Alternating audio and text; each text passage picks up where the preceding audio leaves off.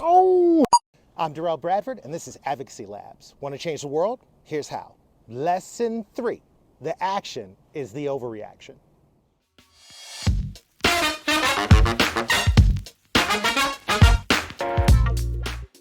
It's 2014, and students in Philadelphia have started organizing in an attempt to disrupt the planned downsizing of their school district.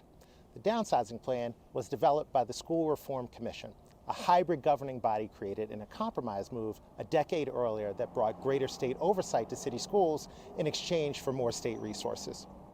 The governor had recently pushed through major cuts that resulted in the closure of 24 schools and stripped the schools that were left of librarians, full-time nurses, and guidance counselors. The student advocates, mostly youth of color ages 15 to 18, felt largely shut out of the debate. So what do you do when you don't have the power you need to make your voice heard? You have to find a way to use your opponent's strength against them.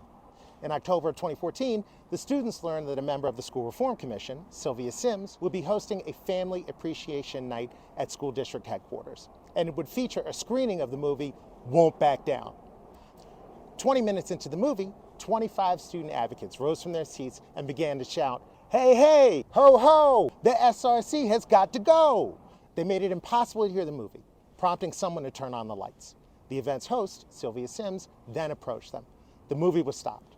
After her attempts to engage them failed and they continued to chant, she paced back and forth in front of the young people, periodically leaning in so that her face was close to theirs, and yelled, "Y'all probably in failing schools," and "You belong in jail." Another adult in the room began to chant, "Lock them up." The police were called. Before the police arrived, the students walked out of the room in an orderly fashion, continuing their chant as they exited the building.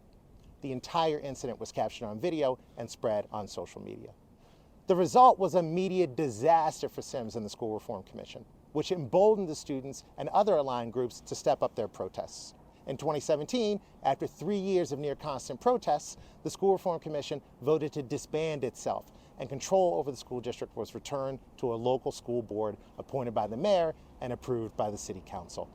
The student protests in Philadelphia are a great example of the use of controlled conflict, where people work together to provoke the powerful into overreacting to challenges to their authority, which strengthens their negotiating position and helps secure wins. Sociologist Saul Alinsky popularized this approach in his book, Rules for Radicals, where he wrote that community organizing is driven forward through cycles of action and reaction. Where have you provoked a reaction working on your cause? Add it to the comments below. Want to learn more? Check out the links in the description to all the research, and don't forget to hit the subscribe button to get notified for the next episode of Advocacy Labs.